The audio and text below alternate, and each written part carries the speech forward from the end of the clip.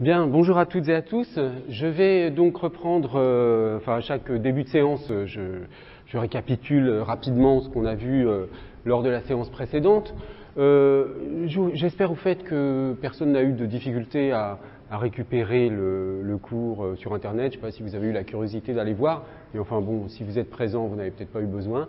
Enfin, jetez un coup d'œil quand même. Normalement, j'ai pas eu de retour me disant que ça ne fonctionnait pas. Vous avez dû pouvoir... vous pouvez en tout cas récupérer le cours, le PowerPoint et l'enregistrement sur le site du cours. Donc j'avais présenté l'ensemble finalement de la perspective que j'adopte pour étudier le sens et la signification dans le cadre de ce cours comme appartenant à une perspective que j'appelle celle de la linguistique théorique.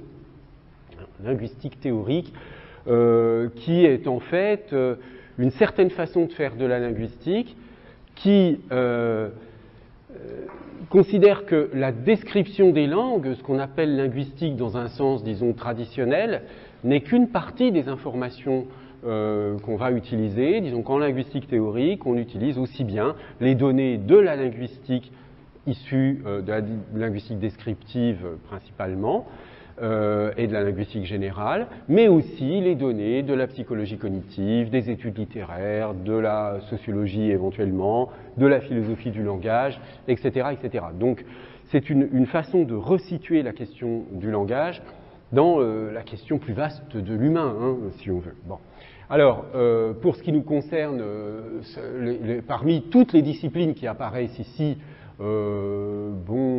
y compris les mathématiques avec la branche de la logique qui va être impliquée en sémantique formelle, par exemple. Nous, ce qui va surtout nous intéresser, mais je laisse là la dimension des mathématiques parce que cette approche de la sémantique formelle, je la présenterai rapidement, mais je ne vais pas m'y arrêter. Donc, outre la linguistique descriptive, la linguistique théorique va aussi se nourrir de la psychologie, de la sémiotique, des études littéraires, de la philosophie, et aussi des sciences cognitives. Ici, j'avais mis la logique aussi pour des raisons que j'expliquerai plus tard. Donc, en gros, une discipline plus large que simplement ce qu'on entend par linguistique au sens, je dirais, traditionnel, à supposer qu'il y a un sens traditionnel ou tout au moins stabilisé dans les études littéraires. Et y compris donc la sémantique en particulier comme étude du sens devient finalement une sémantique dont on va voir qu'elle se diffracte sur différents secteurs comme le mot, la phrase, etc. Alors, le deuxième point, mais ça c'est un point, même s'il n'est pas très explicite, qui au fond est assez largement partagé. Le deuxième point, c'est le déplacement de la question du sens vers la question de la compréhension. On a vu que définir le sens ou la signification, c'est quand même très très difficile. À partir du moment où on dit que le sens, c'est ce qu'on comprend, même il y a du sens quand on comprend ou il n'y a pas de sens quand on ne comprend pas, ou alors on peut formuler aussi il y a un problème relatif au sens quand il y a un problème relatif à la compréhension, ou quand la compréhension est mise en œuvre, qu'elle soit fonctionnelle, qu'elle marche ou qu'elle ne marche pas. Donc vous voyez qu'on déplace la question du sens vers la question de la compréhension, tout simplement parce que la compréhension, là du coup, c'est un processus. On n'a pas cette espèce de vision un peu, réifiée du sens. Quand on dit qu'est-ce que c'est que le sens, on a tendance à vouloir l'appréhender comme une chose qu'on pourrait définir, etc. Alors que quand je parle de la compréhension, je parle d'un processus de compréhension qui va donc concerner le sens. Donc il y a une définition beaucoup plus,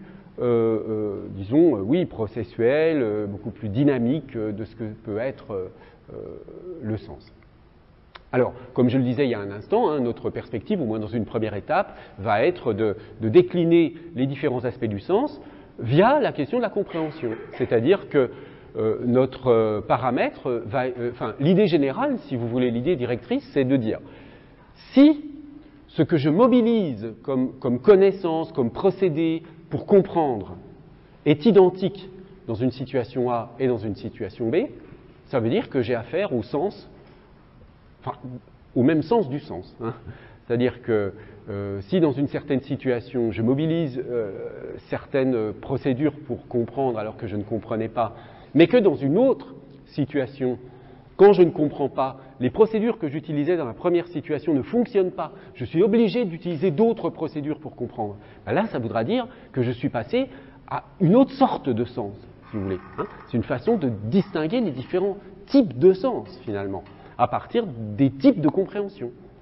Bon, et on va voir qu'il y a une chose qui est souvent, bizarrement, assez peu décrite dans les manuels, mais on voit assez facilement qu'on peut montrer qu'il y a une différence de nature de la compréhension selon qu'il s'agit de mots ou de phrases, quand il s'agit de mots lexicaux, grammaticaux, etc. C'est ce qu'on va voir de toute façon aujourd'hui. Je rappelle un troisième point qui est très important pour les connaissances, si vous voulez, pour votre culture générale en linguistique et en sémantique, cette distinction entre sens et dénotation que l'on doit à Gottlob Frege, un nom aussi qu'on doit connaître quand on travaille sur ce genre de questions. Donc la distinction entre dénotation en allemand Bedeutung et sens en allemand Sinn. D'ailleurs, on avait vu, je ne sais pas si vous vous souvenez, quand je vous avais présenté rapidement l'histoire du mot sens, que le sens, au sens de direction, qui a été un peu éliminé en français, vient en réalité de l'allemand Sinn. Hein, enfin, bref, passons sur ce point. Donc, l'opposition entre sens et dénotation, avec cette idée que la dénotation, c'est l'objet désigné par une expression. Quand il y a un sens, il y a un signe qui désigne un objet. Bon, la référence, la dénotation, c'est l'objet désigné par le signe. Hein. L'objet du monde désigné par le signe. Exemple, cette chaise, je montre une chaise. La dénotation de l'expression cette chaise, ça va être la chaise précise que je suis en train de montrer. Alors, dans le cas d'une phrase, de la dénotation d'une phrase, et là aussi, vous voyez que tout de suite, on voit que la dénotation d'un mot, de la dénotation d'une phrase, ça n'a rien à voir. Hein. Une phrase, c'est vrai ou faux. La dénotation d'une phrase, dans la perspective frégéenne, c'est sa valeur de vérité.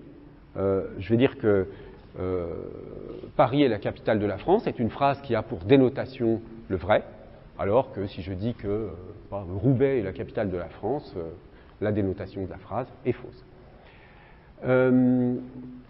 Alors, en linguistique, on a tendance à confondre un peu dénotation, référence, c'est un peu la même chose, hein, c'est une façon d'opposer ce qu'on appelle parfois le monde linguistique, donc le monde des signes, des langues, etc., et le monde extra-linguistique, hein, le monde tel qu'il est, indépendamment de ce qu'on en dit, d'une certaine façon. Mais alors, certains auteurs font une différence entre dénotation, référence. Passons sur ce point. Donc, sens et dénotation, je vous l'avais illustré avec cet exemple de Spider-Man, Peter Parker, qui sont deux expressions qui désignent la même personne. Hein. Pas habillée de la même façon, certes, mais c'est quand même la même personne. Alors, le test qu'on utilise pour vérifier si des mots ont la même dénotation, c'est ce qu'on appelle la substitution salva veritate. C'est-à-dire que vous prenez l'expression, si je dis que Spider-Man et Peter Parker ont la même dénotation, si je remplace une expression par l'autre dans une phrase, si la phrase est vraie, elle doit rester vraie. Si la phrase est fausse, elle doit rester fausse. Hein. Ça ne change pas la valeur de vérité de la phrase. Donc, si je dis Liz Allen est l'ami de Peter Parker, bon, eh bien, je devrais dire, pour faire une substitution, que Liz Allen est l'ami de Spider-Man. Alors, vu d'un certain point de vue, c'est vrai, mais vu du point de vue de Liz Allen elle-même, c'est pas vrai. Mais bon, donc on voit bien que là, il y a un problème. Alors, ce problème, il apparaît aussi quand on fait la différence entre les tautologies et les cas qui sont informatifs. Parce que quand je dis que quand on remplace une expression par une autre qui a la même dénotation, ça ne doit pas changer, ça ne change pas la dénotation, c'est sûr. Mais ça change le sens. Parce que si je dis, quand je passe de la première phrase Peter Parker et Peter Parker à Peter Parker et Spider-Man, vous voyez que si je compare la phrase 1 à la phrase 3, ce sont les mêmes, sauf que j'ai remplacé dans la phrase 3 Peter Parker par Spider-Man. Compte tenu de ce que je viens de dire, c'est-à-dire que les phrases ont la même dénotation, les deux phrases sont vraies. D'accord ? Il n'y a pas de doute. Les deux phrases sont vraies. Sauf que le statut de la vérité, quand même, il est différent. Quand je dis Peter Parker et Peter Parker ou Spider-Man et Spider-Man, je dis des tautologies, je dis des choses qui sont évidentes, hein, par définition. Mais quand je dis Peter Parker et Spider-Man, je donne une information. Hein, pour ceux qui ne savent pas que le Spider-Man... c'est un déguisement d'une personne qui s'appelle Peter Parker. Donc, il y a bien une différence là qui concerne le sens et pas la dénotation. Hein, c'est ça qui permet de faire, c'est une des descriptions qui permet de faire la différence. Donc, le sens de l'expression, c'est ce qui va nous donner accès à la dénotation. C'est-à-dire, Peter Parker me donne un certain accès à la dénotation, c'est-à-dire à la personne, au personnage plutôt, Peter Parker ou Spider-Man, mais cet accès à la dénotation, il est différent selon que j'utilise donc Peter Parker ou Spider-Man. Donc la métaphore, c'est de dire que le sens, ce sont les lunettes qui permettent d'accéder à la dénotation. Ça a une grande importance. Hein. Par exemple, un exemple qu'on utilise souvent, aux États-Unis, la majorité des gens qui sont en prison sont noirs. Bon. Donc, mais il se trouve aussi que la majorité des gens qui sont en prison, les mêmes donc, sont aussi les couches les plus pauvres de la population. Donc, en fait, les deux expressions, à la limite, la partie la plus pauvre de la population ou les personnes de couleur noire ont la même dénotation. Hein. Ça désigne les mêmes personnes. Et ce sont ceux-là qui sont majoritaires dans les prisons. D'accord ? Mais évidemment que ça n'a pas du tout la même portée.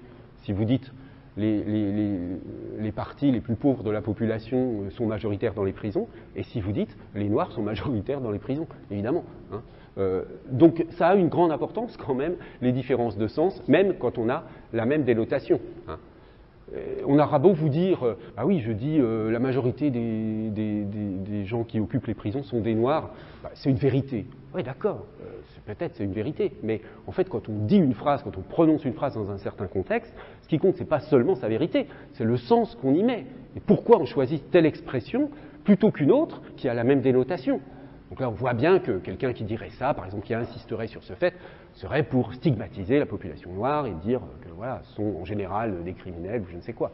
Bon, donc on voit bien que là, il y a un enjeu dans le sens, dans la dénomination, dans les expressions qu'on utilise, qui est extrêmement important, même si les dénotations sont équivalentes. Hein. Ça, c'est un problème qui permet enfin, je veux dire, c'est une présentation des choses qui permet de comprendre 80% des petits débats dans la sphère politique, quand il y a des expressions qui font scandale, qui sont choisies exprès par certains politiciens pour faire scandale.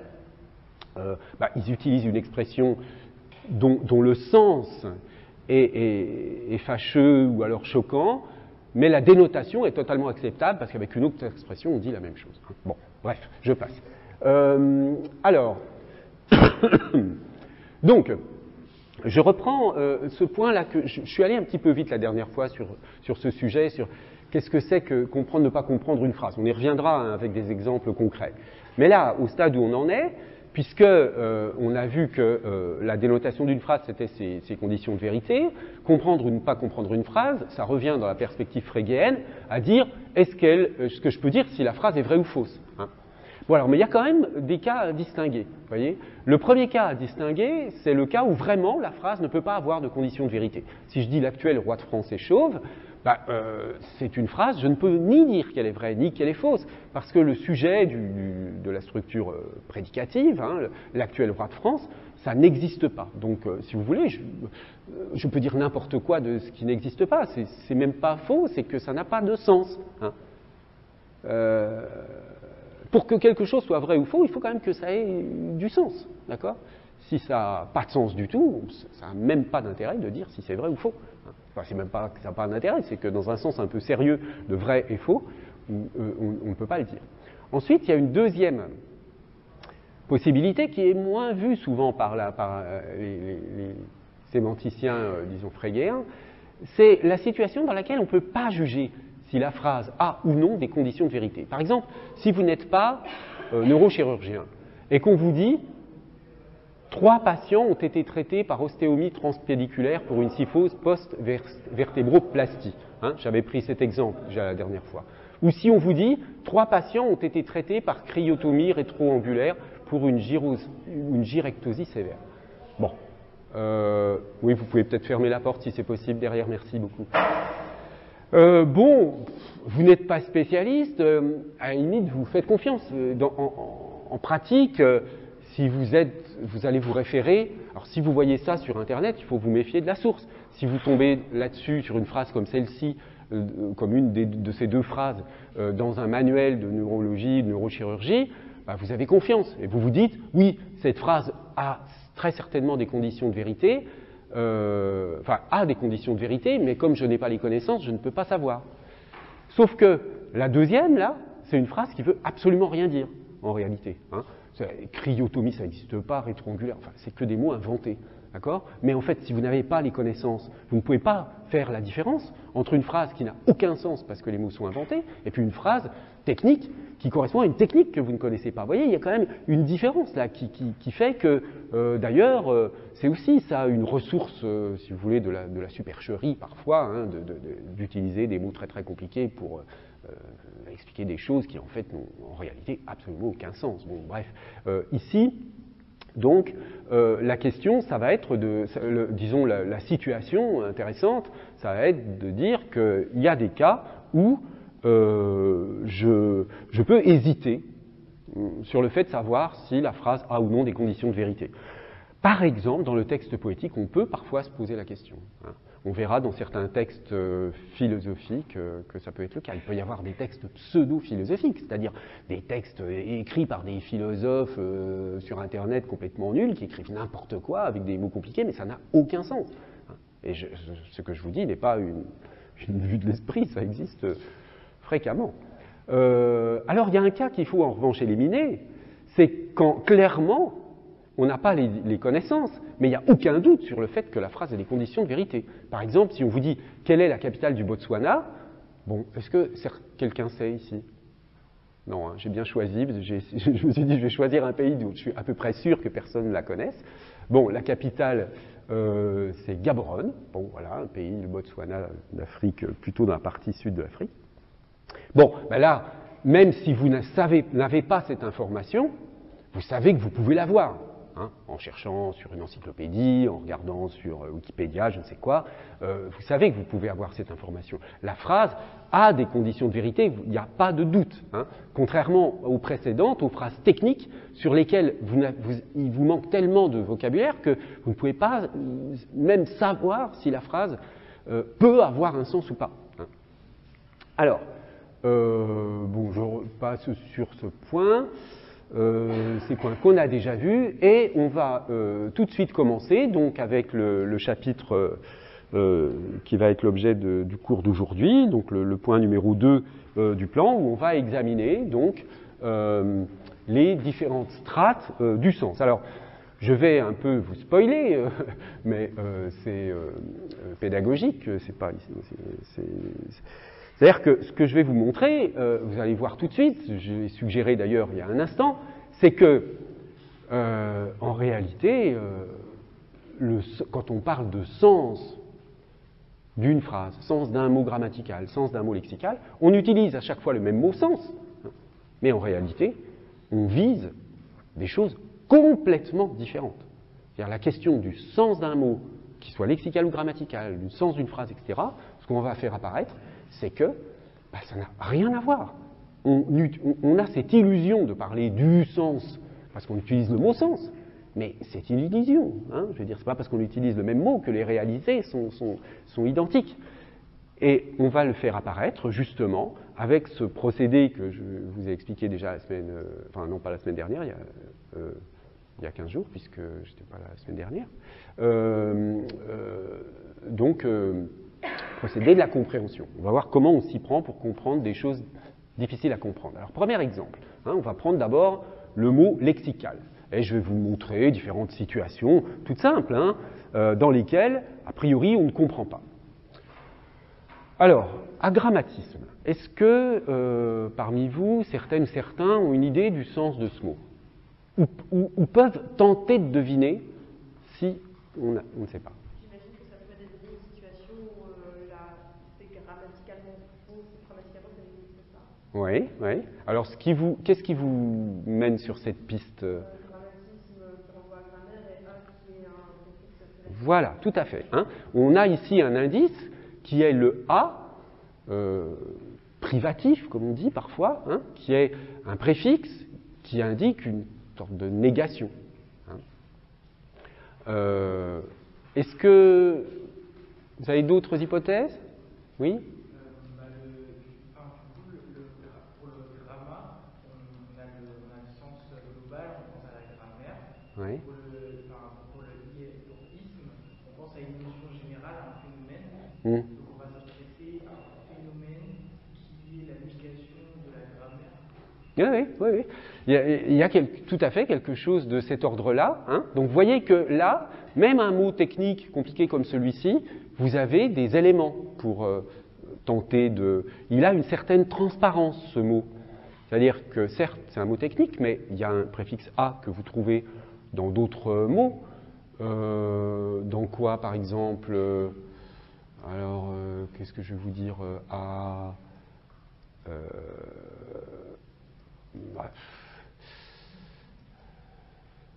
agraphie, aphasie. Alors oui, analphabétisme. Voilà. Hein. Donc un préfixe qu'on connaît dans d'autres mots, donc, même si, dont on peut deviner le sens. Ensuite, il y a le radical grammaire, qu'on reconnaît dans grammaire, etc. Et puis isme. Bien. Alors, qu'est-ce que ça signifie précisément? Donc je prends ici le dictionnaire des sciences du langage de mon collègue Franck Neveu, un très bon outil de travail d'ailleurs, je suppose que vous connaissez. Si vous ne connaissez pas, je vous invite à consulter et utiliser ce livre qui est vraiment très utile dès qu'on fait de la linguistique.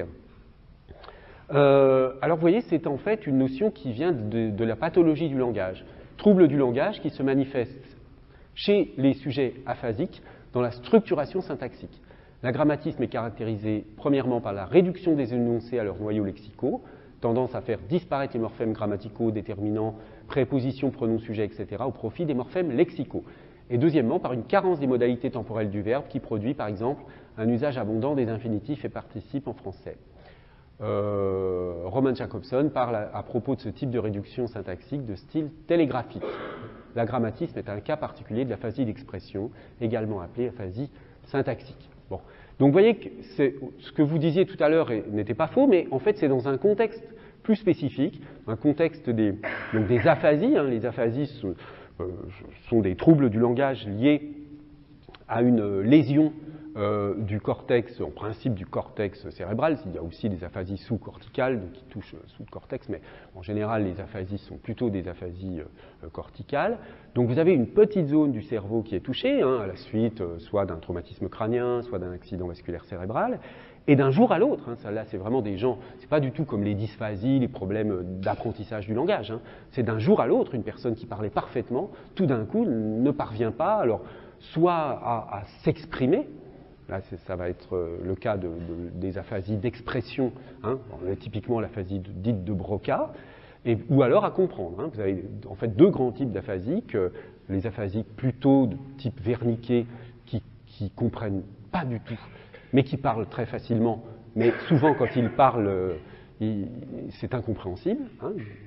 Et puis les aphasiques de Broca qui ont un problème d'expression plutôt que de compréhension, qui, eux, du coup, vont éventuellement, alors c'est vrai que l'agrammatisme, c'est souvent des aphasiques de Broca qui ont été un peu rééduqués et où il reste une difficulté, de style télégraphique. Par exemple, un aphasique de Broca, même en lecture, hein, c'est très spectaculaire, vous lui dites de lire la phrase « l'avion est parti », il va lire « avion partir ». Hein. C'est-à-dire qu'il y a vraiment une difficulté à utiliser les mots grammaticaux, comme l'article, les verbes sont en général à l'infinitif, etc., etc. Bon, bref, passons, on pourrait faire un semestre de cours sur l'aphasie, mais je le prends ici juste comme un exemple, l'agrammatisme d'un mot technique. Vous voyez, là je vous ai expliqué, vous avez compris, vous savez ce que c'est que, bon, bien sûr, pour avoir une vision plus nette de cette notion, on peut se documenter un peu plus sur les différents types de pathologies du langage, y compris non aphasiques, hein, parce que bon, vous avez l'aphasie, mais vous avez aussi le bégaiement, enfin bref, toutes sortes d'autres troubles. Mais simplement, je voulais vous montrer que les intuitions qu'on peut avoir en fonction de la façon dont le mot est constitué ne sont pas, elles n'étaient pas suffisantes, hein, les informations ne permettaient pas d'obtenir le sens du mot précis, mais elles n'étaient pas complètement fausses. C'est-à-dire qu'une fois qu'on a compris le sens du mot, on comprend pourquoi on utilise agrammatisme et pas un autre mot. Il a une justification. Hein, la forme de ce mot a une justification. Alors ça, c'est un point qu'on réexaminera, c'est la question donc de la transparence ou de l'iconicité des mots, c'est-à-dire que dans une langue donnée, il y a un certain nombre de mots qu'on n'a pas appris, mais dont on peut parfaitement deviner le sens. Hein. Exemple typique, si je vous dis un cerisier, un pommier, un poirier, vous le savez très bien. Si je vous dis un cacaoyer, vous n'avez peut-être jamais entendu ce mot, mais vous savez que c'est forcément, compte tenu de la connaissance que vous avez de pommiers, poiriers, etc., vous savez que c'est un arbre sur lequel vont pousser les fèves de cacao. Hein. Mais là, vous pouvez deviner en étant à peu près sûr de ne pas vous tromper. Hein. Parce que là, il y a une plus grande régularité. Bref, voilà un premier cas. Comment j'ai fait pour surmonter le doute sur la compréhension? Parce que là, on n'est pas parti d'une non-compréhension totale, puisqu'il y avait quand même une hypothèse sur le sens du mot. Mais quand même, c'était fragile comme hypothèse. Je vais consulter un dictionnaire spécialisé. Ça, c'est la première solution. Deuxième exemple. Déjà, il faut le lire. Eon toti morumenos. Alors, qu'est-ce que vous pensez de ce mot? Alors, vous savez, vous, non? Oui, très bien. Très bien. Mais pas seulement. C'est plus connu pour autre chose, oui? Exactement, hein, mais les deux sont liés. C'est-à-dire que le poème de Baudelaire est inspiré de la pièce de théâtre antique. Bon, simplement, là, contrairement à agrammatisme, sauf si vous connaissez le grec, vous n'avez pas d'intuition du tout sur ce que ça peut vouloir dire. Bon.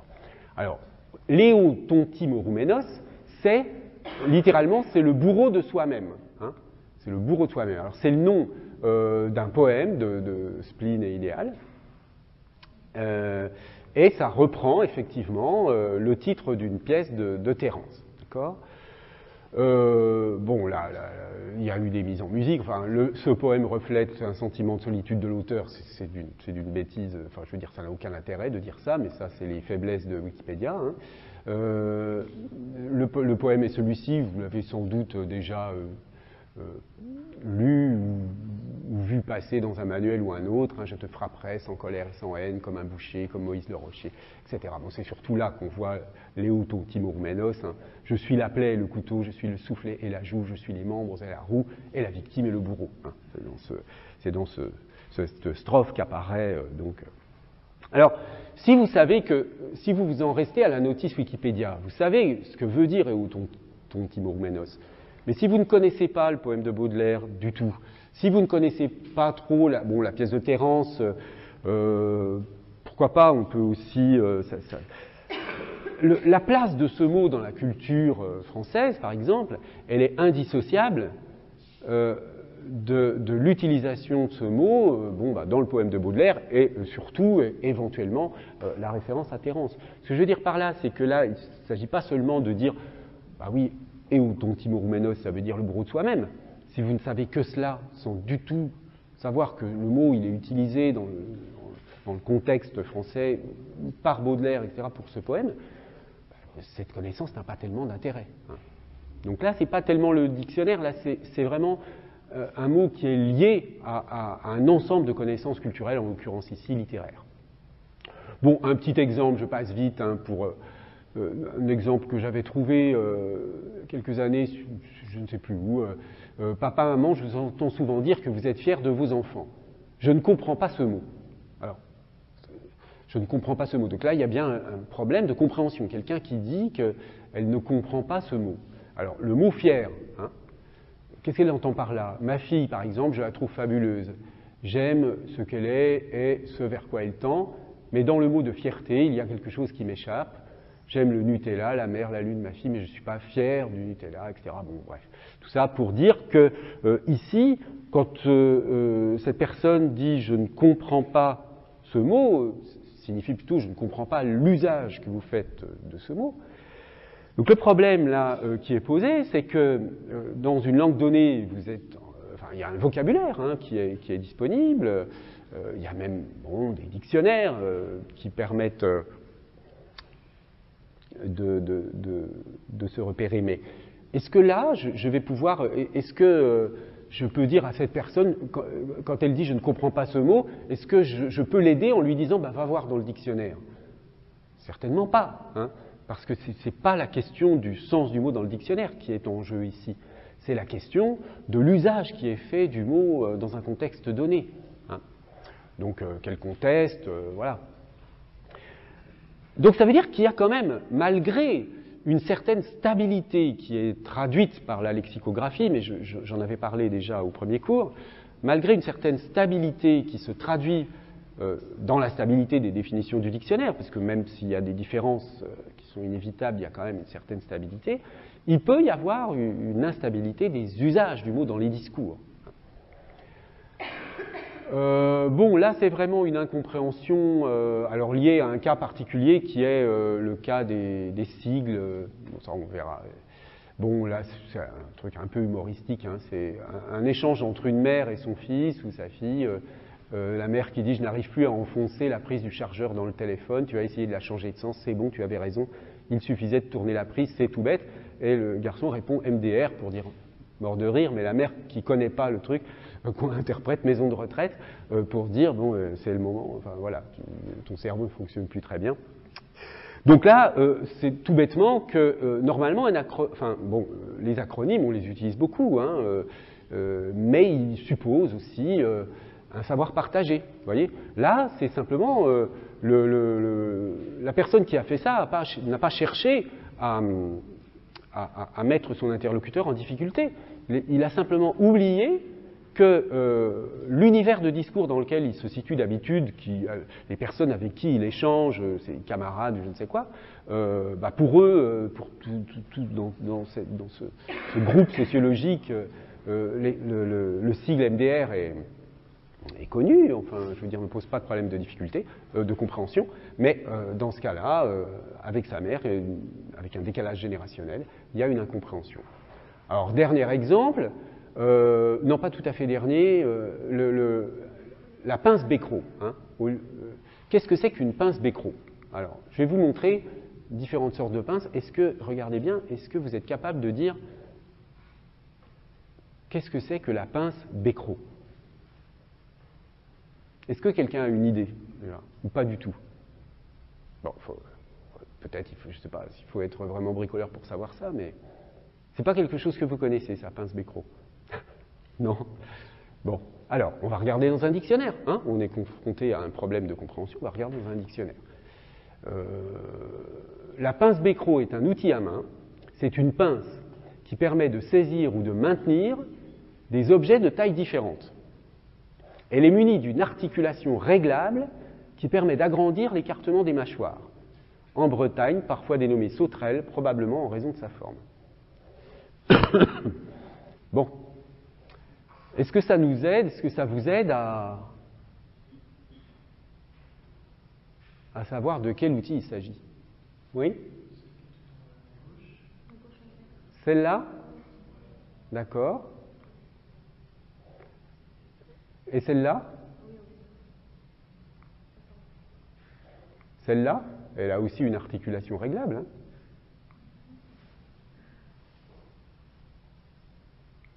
Bon. Effectivement, il y a trois possibilités à partir de cette définition. Là, j'ai pris une autre définition dans Wikipédia, la pince qu'on appelle aussi multiprise ou pince multiple, pince Becquerot. C'est un outil à main, c'est une pince qui permet de saisir ou de maintenir des objets de taille différente, elle est munie d'une articulation réglable. Donc vous voyez, c'est à peu près le même genre de définition, ça ne nous aide pas plus. Donc, moralité, il y a des cas dans lesquels la définition, ça ne sert pas à grand-chose. C'est utile, mais ce n'est pas suffisant, et une image vaut mieux qu'autre chose. C'est ça une pince Becquerot. Mais si on veut vous expliquer ce que c'est qu'une pince Becquerot, il vaut mieux, dans ce cas-là, vous montrer une image que vous donner cette longue explication. Là, en un quart de seconde, vous avez compris, et vous pouvez, toutes les catégories de pinces, vous voyez bien que dans ce cas-là, cette pince-là, ça ne va pas être une pince Becquerot. D'ailleurs, je crois que ça s'appelle une clé anglaise, ça. Bref. Alors, maintenant, un dernier cas, le terme de populisme. Bon, un cas complètement différent. Alors oui, ça c'est un exemple que j'aime bien, et ça fait chaque année, depuis 2017, vous voyez, je regarde un petit peu sur Google Actualité le nombre de résultats qui parlent de populisme. Alors en 2017, il y avait 93 000, en 2018, 155 000, en 2019, 228 000, donc attestation et ensuite ça baisse. 180 000 en 2020, 199 000, donc ça baisse, ça remonte en 21, 142 000, ça rebaisse cette année. Là, j'ai regardé ce matin. 142 000 résultats, bon, liés, là, en l'occurrence, à l'élection de Giorgia Meloni en Italie. Donc ça occupe l'actualité politique. Pourquoi je prends cet exemple ? Parce que d'abord, vous voyez que c'est un terme extrêmement utilisé, même s'il y a eu un pic dans les années 2019, en 2019, et ça rebaisse un petit peu maintenant. Enfin, oui, ça continue à baisser, mais on reste au-dessus du score de 2017. C'est un mot incontestablement très utilisé dans la sphère médiatico-politique. Seulement, on a beaucoup de mal à savoir précisément ce que signifie ce mot. Alors, par exemple, ici, sur le site de la Fondation Jean Jaurès, s'impose chaque jour davantage une lecture binaire et dangereusement clivée du monde, fondée sur l'opposition irréconciliable des élites et du bon peuple, avec pour moteur la dénonciation du système, la détestation de ceux qui l'incarnent. La radioscopie de la société française est à cet égard sans appel. Le déclinisme et la défiance s'enracinent, l'attachement à la démocratie cède devant une demande d'autorité, le sentiment de ne plus être chez soi se généralise, le complotisme, stade suprême du populisme, se banalise, la haine de ceux d'en haut et la peur de ceux d'ailleurs s'alimentent mutuellement dans une vision que les forces intellectuelles et médiatiques contribuent à amplifier et que les forces politiques contribuent à légitimer. Bon, la crise sanitaire a encore aggravé la tendance, etc. Donc, vous voyez, ça date de cette année, cet exemple. Là, on voit bien que la notion de populisme est critiquée comme étant quelque chose de néfaste, de complotisme, etc. Inversement, vous avez des définitions soit qui sont un peu neutres, alors je passe sur le populisme au sens d'une école littéraire, mais discours politique s'adressant aux classes populaires, fondé sur la critique du système et des représentants, là, dans la définition, vous n'avez pas un aspect péjoratif associé à populisme. Et puis, là, c'est pareil, dans la définition du TLFI, mouvement politico-social, alors ça c'est historiquement, ça vient de la Russie, mais ensuite, dans le sens politique général, tout mouvement, doctrine faisant appel exclusivement ou préférentiellement au peuple en tant qu'entité indifférenciée, dans la définition, c'est totalement neutre la définition du populisme ici. Donc on passe d'une définition avec une vision très péjorative de ce qu'est le populisme, une vision un peu neutre dans certains dictionnaires, et puis des visions totalement positives du populisme dans justement les publications, disons, qui sont populistes justement, comme ici Causeur, ou bien Jean-Luc Mélenchon, voilà, qui va dire populiste, moi j'assume, donc des gens qui revendiquent comme une sorte de fierté le fait d'être populiste, mais qui considèrent que l'usage péjoratif de populiste, du mot populisme, est un usage qui est fait par un groupe politique qui cherche à discréditer les questions que les populistes mettent au premier plan, c'est-à-dire les questions de l'immigration, de la violence, de l'insécurité, enfin ce genre de questions. Bien. Donc, vous voyez, on oscille entre un mot qui a une valeur péjorative, une valeur neutre, une valeur plutôt positive. Bon, vous voyez, on n'arrête pas de se poser la question, qu'est-ce que le populisme ? Donc, il y a quand même un paradoxe. C'est un mot qu'on ne cesse d'utiliser, mais dont en même temps, on ne cesse de se poser la question de ce qu'il veut dire. Donc, il y a quand même quelque chose de curieux. Oui ?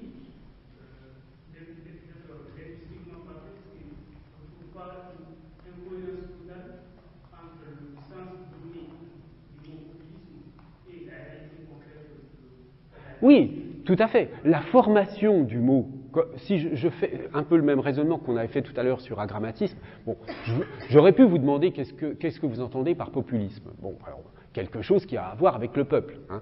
Mais, évidemment, entre la version, disons, valorisante du populisme et la version dévalorisante du populisme, vous avez dans un cas le populisme au sens positif du terme, qui va être un populisme se définissant comme un souci du peuple, on fait attention au peuple, un amour du peuple, sans que ce soit dit versus une détestation des élites, des classes installées, etc. Hein.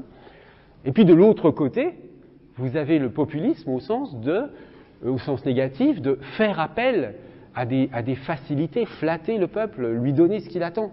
Hein. C'est-à-dire, bon, on sait bien que beaucoup de gens ont des problèmes d'insécurité dans la rue, donc on va rajouter, on va insister sur ce genre de problème pour dire qu'on s'en préoccupe et donc aller dans le sens de ce que de ce qu'une majorité de personnes, ce que les politiques concernées estiment être ou évaluent être une majorité de personnes, pour être d'accord avec eux, hein, se préoccuper de leur réalité. Alors, c'est très pervers cette affaire, parce que c'est pas parce qu'il existe une forme de populisme qui utilise les violences, l'immigration, etc., comme argument pour se valoriser politiquement, que les problèmes posés dans une société donnée par la violence ou l'immigration n'existent pas. Hein.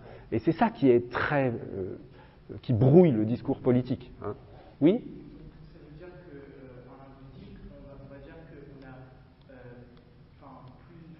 une unité de sens au populisme, ou à l'inverse que le populisme, il a plein de dénotations. Alors, voilà, c'est là où je voulais revenir, hein, c'est que le populisme, il a une instabilité. Le mot populisme, c'est un exemple parmi 10 000 autres, hein, mais de mots qui a une instabilité sémantique.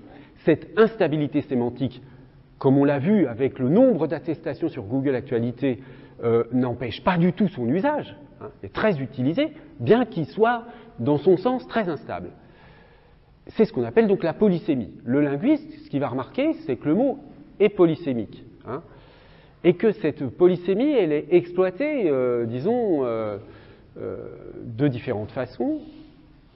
Et bon, aujourd'hui, c'est quand même pas très compliqué de savoir si tel personnage politique, homme ou femme politique, utilise le terme de populisme dans un sens favorable ou défavorable. Hein. Je veux dire, aujourd'hui, on connaît la chanson, si je peux me permettre de le dire comme ça, donc il n'y a pas tellement d'hésitation. Mais après, évidemment, on peut s'interroger sur le fait que, justement, cette instabilité n'est peut-être pas un défaut, c'est justement pour ça que le mot est beaucoup utilisé. Parce que l'ambiguïté qu'il véhicule, ou via la polysémie, permet de greffer le flou dont parfois la vie politique a besoin. Hein. C'est-à-dire que malheureusement, je ne vais pas m'engager sur ce terrain, mais en gros, très souvent, les personnages politiques ont besoin de brouiller la signification, hein, et pas pour leurs avantages électoraux, et non pas de clarifier les choses, de bien les expliquer. Hein. C'est rare que les hommes politiques soient clairs, hommes ou femmes politiques soient clairs. Bref, passons. Alors, bilan sur les cas dans lesquels on ne comprend pas un mot. Hein. Bon, donc on voit qu'on a vu plusieurs cas de figure. La non-compréhension peut être surmontée dans les cas les plus simples par le recours à un dictionnaire. Alors vous voyez que pour populisme, hein, quand on regarde le dictionnaire, ça ne nous aide pas beaucoup. En fait, pour populisme, il faut, hein, c'est le dernier cas de figure, hein, le cas peut-être le plus complexe, il faut aller lire des auteurs qui ont travaillé l'histoire du populisme, hein, des spécialistes de philosophie politique ou d'histoire, ou des historiens, etc. Une simple définition de dictionnaire ne suffit pas. Bon, parfois, on a besoin de facteurs contextuels ou culturels, comme avec Eoton Timoroumenos. On a vu que parfois c'était simplement l'usage d'un mot, ou un malentendu, hein, qui revient... Alors, le malentendu, là, il venait pour MDR de la mauvaise analyse de la motivation d'une expression. Donc, oui, ça, je l'ai pas, j'ai oublié de le commenter, mais dans MDR, si je l'interprète en disant maison de retraite, j'utilise un procédé que j'utilise normalement pour les sigles. C'est-à-dire, je me doute que MDR, le M, c'est la première lettre d'un mot, D d'un deuxième et R d'un troisième. Donc, il y a une procédure, mais là, qui ne fonctionne pas parce que la motivation est différente. Bon, et puis, on a vu avec l'exemple de la pince Becquerel que parfois, il vaut mieux une image qu'une explication pour comprendre le sens d'un mot. Alors... on a donc vu ces différents cas. Bon, bien qu'il y ait des petites différences entre ces situations, hein, on verra que par rapport au genre de problème que pose la situation des phrases, des textes, etc., la question n'est pas... Enfin, je veux dire, cette diversité... n'en demeure pas moins unifiable comme étant, bon, voilà, il y a des procédures pour surmonter la non-compréhension d'un mot lexical qui passent principalement par le recours au dictionnaire, à des images qui peuvent être considérées comme un cas particulier de dictionnaire, hein, vous savez qu'il existe des dictionnaires visuels, et puis aussi par le dictionnaire aidé d'éléments contextuels éventuellement. Hein. Oui.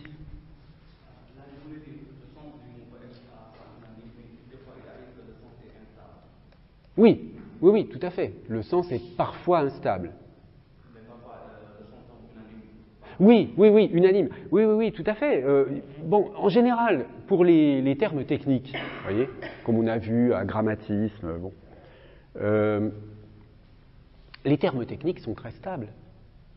Dire vous parlez, je sais pas, ou même d'une souris d'ordinateur, ou d'un écran, d'un clavier, on ne va pas hésiter, comme avec populisme par exemple. Vous voyez ? Donc, en fonction de alors évidemment, populisme c'est un nom abstrait, les noms concrets ont peut-être plus de stabilité que les noms abstraits. Hein, vous voyez, tout ça, ça nous amène à nous interroger sur les sortes de noms. Hein, je veux dire que là déjà, je dis les noms, mais je parlais là des mots lexicaux.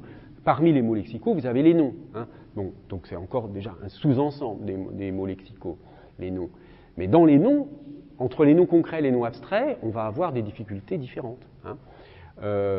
Et en particulier dans le cas des termes techniques, les termes techniques posent apparemment des problèmes difficiles parce que ne font pas partie du langage courant, mais en réalité, ils sont simples à comprendre. C'est beaucoup plus simple, en général, de définir un terme technique que de définir un mot comme, je ne sais pas, le populisme, la liberté, la justice. Hein, bon, voilà, on est là, je veux dire, à chaque fois, pour définir ces mots-là, bien sûr, je peux aller regarder dans le dictionnaire. Mais on peut vous faire une dissertation sur qu'est-ce que la justice, d'accord ? On ne va pas vous faire une dissertation sur qu'est-ce qu'une pince Becquerel, par exemple. Hein. Bon. Donc on voit bien qu'il y a des situations dans lesquelles la question de la définition ne nous permet pas tout à fait de nous en sortir. Ce qui va être en jeu, ça va être le mot dans son contexte. Hein. C'est ça qui va permettre donc de résoudre la polysémie.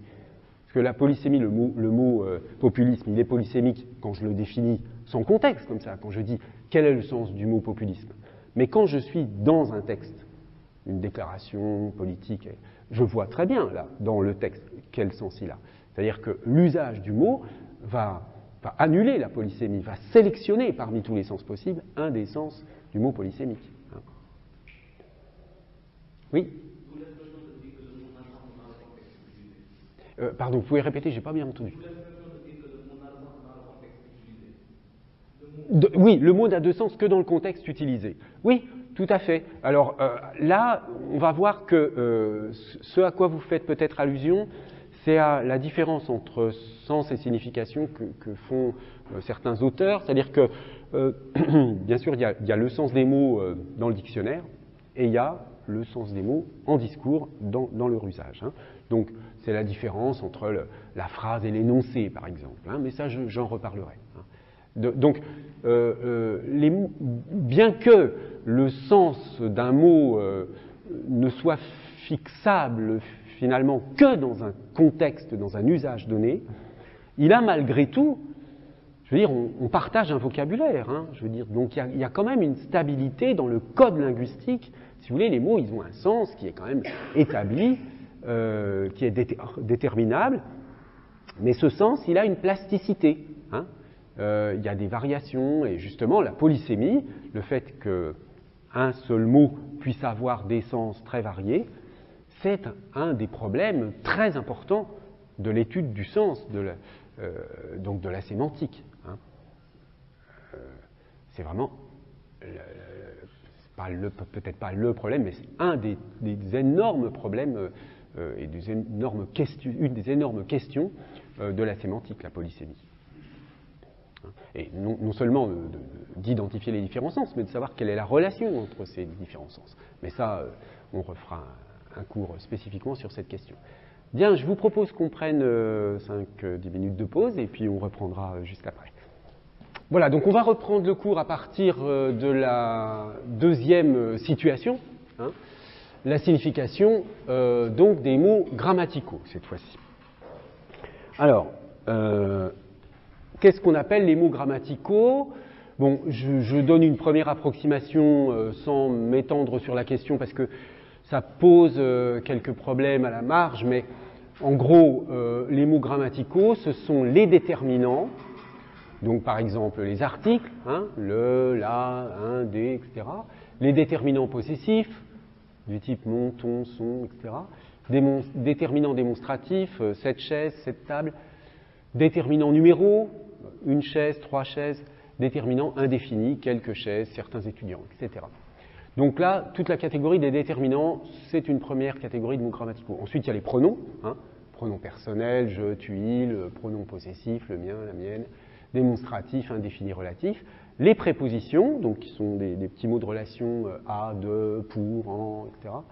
Et puis les conjonctions de subordination et de coordination. Donc, grosso modo, voilà, ce qu'on appelle les mots grammaticaux, par opposition aux mots lexicaux.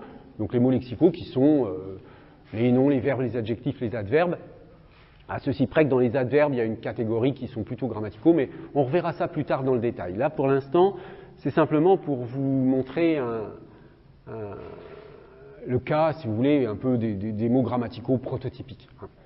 Alors, est-ce que dans toutes ces catégories de mots, on peut trouver des situations dans lesquelles, enfin des situations analogues à celles qu'on a observées dans le cas des mots lexicaux, c'est-à-dire des situations dans lesquelles on ne comprend pas un mot grammatical. Vous voyez ? Est-ce qu'il y a des situations dans lesquelles je ne comprends pas le mot le ou le mot a ? Le simple fait de poser la question est un peu étrange, hein, d'ailleurs. Alors, exemple. Jeanne a salué Céline quand elle est entrée dans la maison. Alors, évidemment, on peut dire ici, bon, j'ai du mal à comprendre le pronom elle, parce que je ne sais pas si elle renvoie à Céline ou à Jeanne. Hein. Je ne sais pas si Jeanne a salué Céline quand elle est entrée dans la maison, ça signifie Jeanne a salué Céline quand Jeanne est entrée dans la maison, hein, ou bien quand Céline est entrée dans la maison. Bien. Mais est-ce que ça veut dire que je ne comprends pas le sens du mot elle? Non, je sais très bien à quoi il sert ce mot elle. Intuitivement, je sais que c'est un pronom, même si je ne sais pas que ça s'appelle un pronom. Hein, je comprends bien que ce mot, il renvoie à un nom qui est situé avant. Simplement, là, la phrase est construite de telle sorte qu'il y a une ambiguïté dans l'utilisation de l'information sémantique du mot. Mais l'information sémantique du mot, l'information de sens, qu'est-ce qui véhicule comme sens ce « elle » ? Ce « elle », il dit, va chercher le nom dans le contexte antérieur, qui soit féminin d'ailleurs, il n'y aurait pas d'ambiguïté, si on avait Pierre a salué Céline quand elle est entrée. Hein, d'accord ? Donc il y a une information, je dois aller chercher quelqu'un de féminin qui est placé avant, voilà, et qui est en principe de fonction sujet, mais pas forcément. Donc j'ai une instruction, je connais le sens du mot, hein. Simplement je ne peux pas appliquer cette instruction dans ce cas-là, parce qu'il y a deux solutions possibles. Oui ? Dans ce cas-là, ça veut dire qu'on comprend le sens et pas la dénotation à la. Oui, alors la conséquence, c'est qu'effectivement, il y a deux dénotations possibles, hein, deux situations possibles, mais est-ce que vous diriez que vous n'avez pas compris le sens du mot « elle » ? Non, hein, certainement pas. Il y a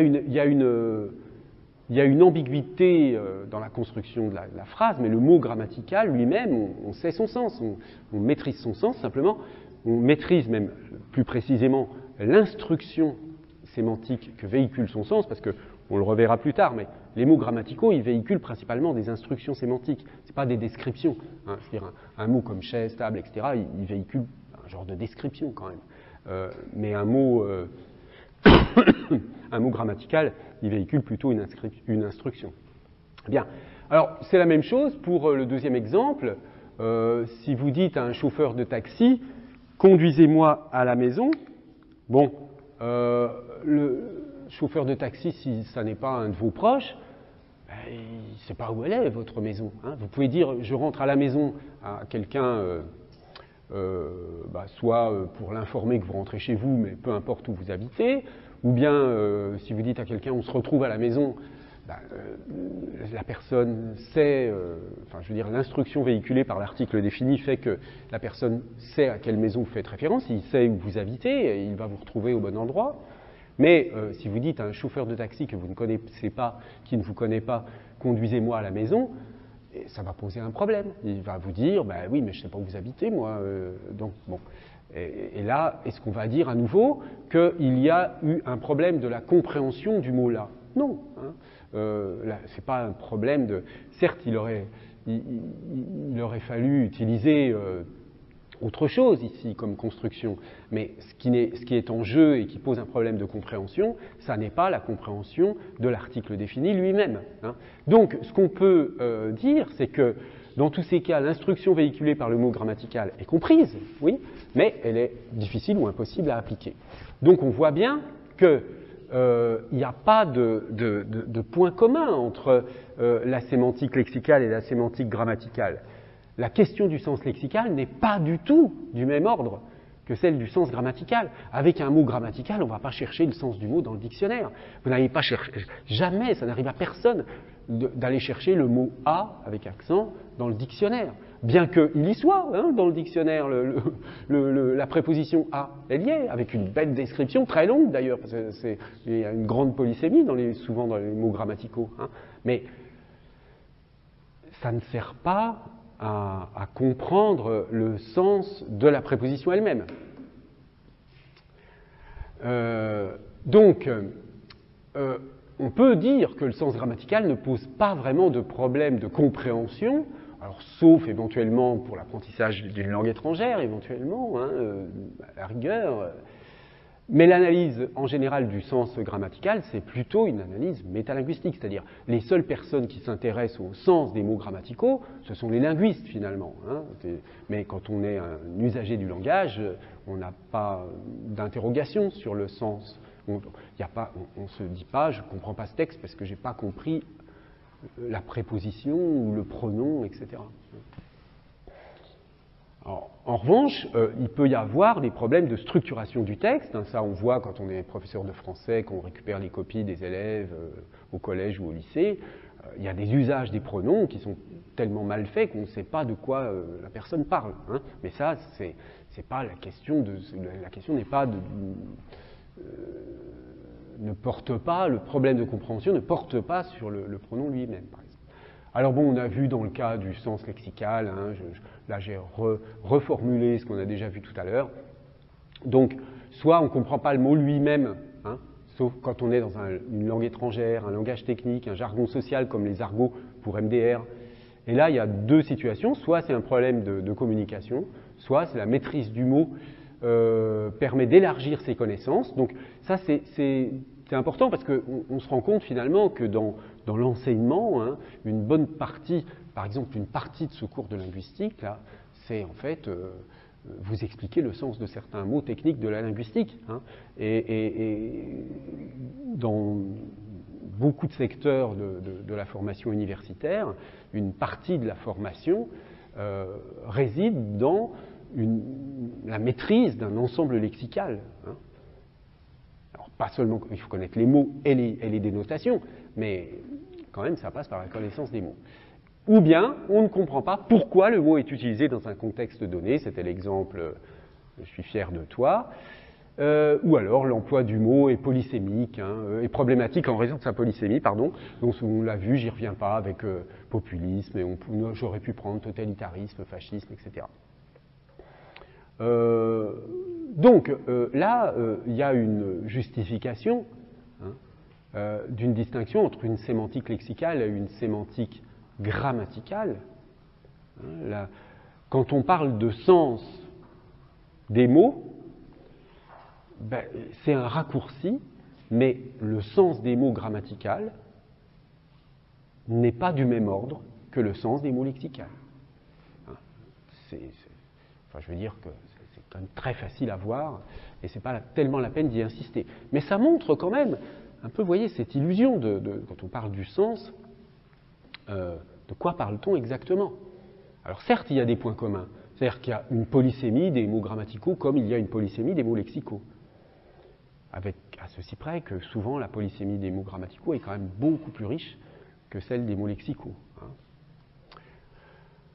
Bien. Alors passons maintenant aux phrases. D'accord ? On va regarder un petit peu comment ça se passe, la signification des phrases, à nouveau en se mettant dans des situations dans lesquelles on peut avoir une difficulté de compréhension.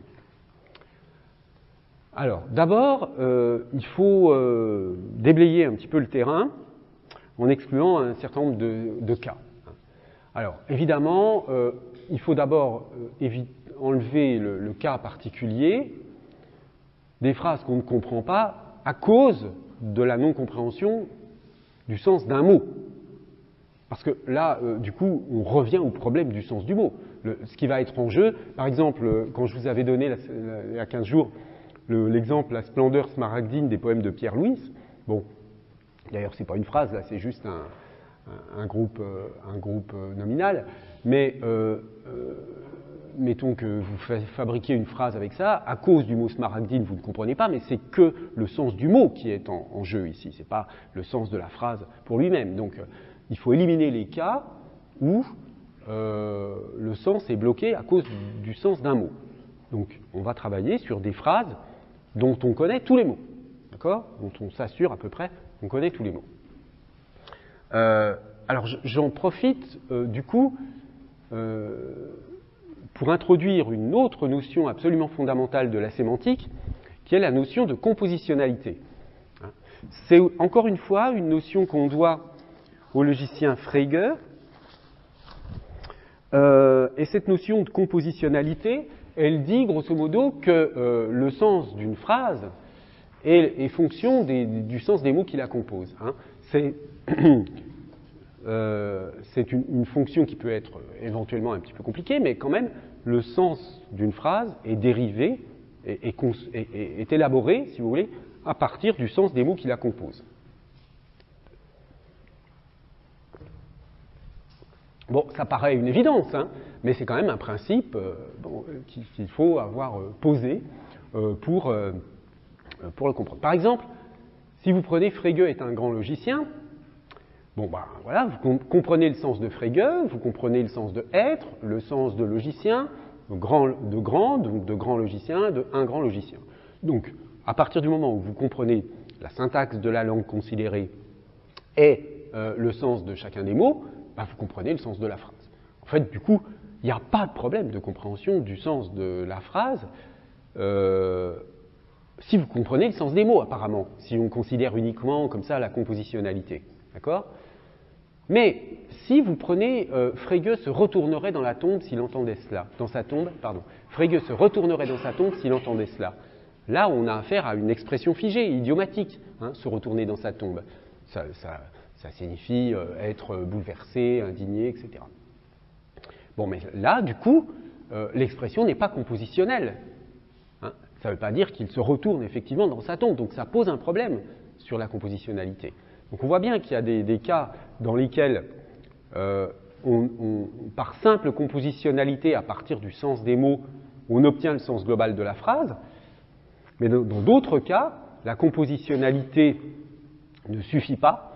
Il faut une connaissance supplémentaire pour savoir que dans tel contexte, se retourner dans sa tombe, ça signifie autre chose que ce que ça dit littéralement. Vous voyez que ça, c'est plus la compositionnalité, c'est autre chose.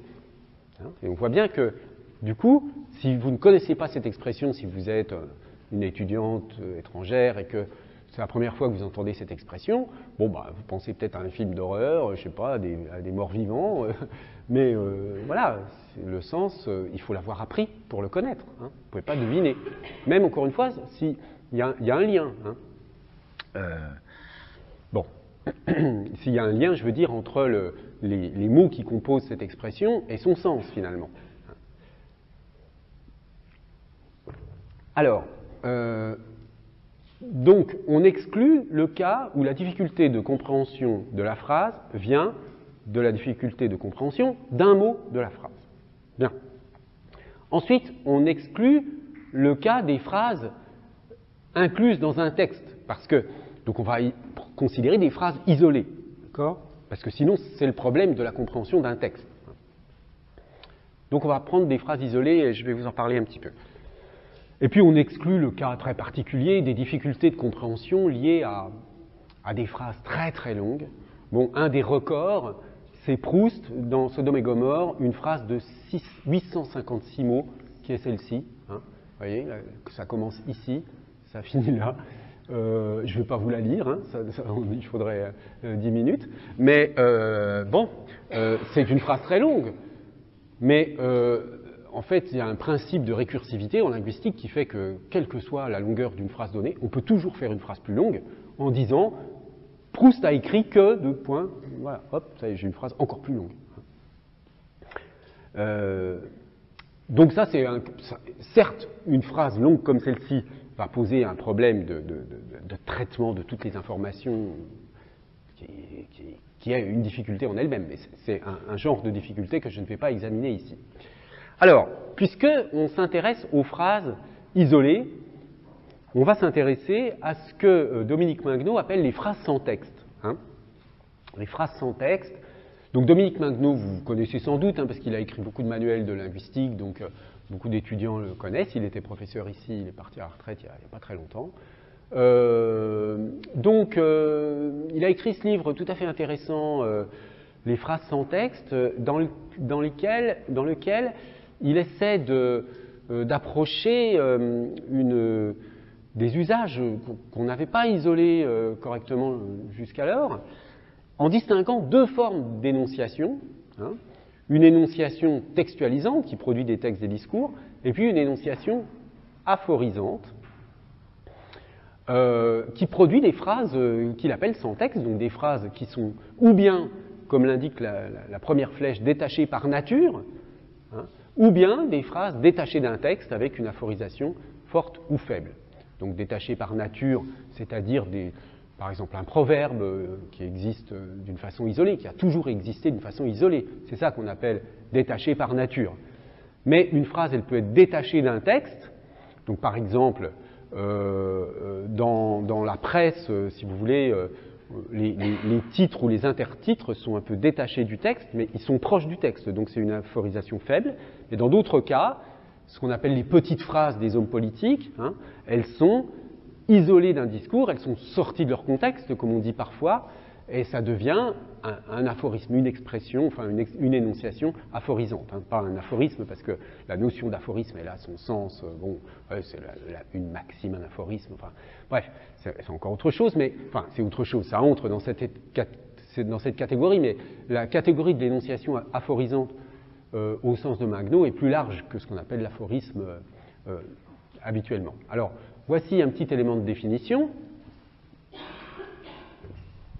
On considère communément, en particulier dans la lignée de Bakhtin, qu'il n'est de parole que dans l'horizon du texte et du genre de discours. Pendant très longtemps, on a travaillé comme ça, sur n'importe quel énoncé était dans un texte ou un genre de discours. Dans cette perspective, un énoncé constitué d'une seule phrase, un proverbe par exemple, constitue un genre de discours élémentaire. À côté de ces énoncés sentencieux, il y a une foule d'énoncés attribués à un individu identifié et qui ont été détachés de texte. Une formule célèbre comme « la religion est l'opium du peuple », Marx, aussi bien que les innombrables petites phrases qui circulent dans la presse, fonctionnent comme des énonciations autonomes, non comme des fragments de texte. On peut considérer qu'il y a deux types d'énonciations, l'énonciation aphorisante qui ne ressortit pas la logique du genre de discours et l'énonciation textualisante qui associe des textes à des genres de discours. Donc il restreint la notion de genre de discours en excluant tout ce qui est aphorisant. Donc avec ce concept d'aphorisation, on s'efforce de produire une théorie unifiée de l'ensemble des phrases sans texte, que celles-ci soient primaires, devises, slogans, maximes ou secondaires, extraites de texte, titres, petites phrases, citations célèbres. Donc c'est tout à fait intéressant, mais nous on va juste s'en servir comme point de départ pour dire voilà, ça a une légitimité de s'interroger sur le sens des phrases isolées sans texte. Alors voici trois exemples, trois premiers exemples qui viennent de... Alors j'ai choisi les proverbes africains parce que souvent les gens ne connaissent pas forcément, alors sauf si vous connaissez vous-même, si vous avez une culture personnelle qui vous permet de connaître la culture de certains pays d'Afrique. Mais voyez, ces trois exemples, même avec de l'eau sale, on peut éteindre le feu. Quelle que soit la colère du cafard, la poule finit toujours par picorer. Accroche ton sac là où tu pourras le décrocher. Il n'y a pas un seul mot de ces phrases qu'on ne comprend pas. D'accord ? Mais est-ce que vous pouvez me dire ce que ça veut dire, même avec de l'eau sale, on peut éteindre le feu? D'abord, est-ce que quelqu'un connaît ce proverbe? Non?